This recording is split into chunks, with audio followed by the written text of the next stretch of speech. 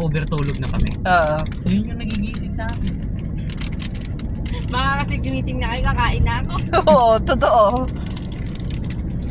Yung akala mo concerned ka sa kanya, concerned sa'yo, pero ang totoo na. Nangingi ng pagkain. Gutom na ako.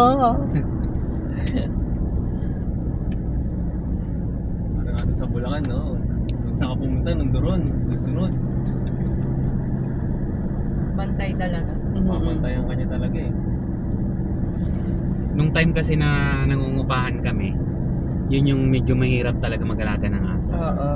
Kasi nakakaya sa may-ari ng bahay. Anong alaga mo? Yung Anatolian Shepherd. Yung malaki, pang guard dog.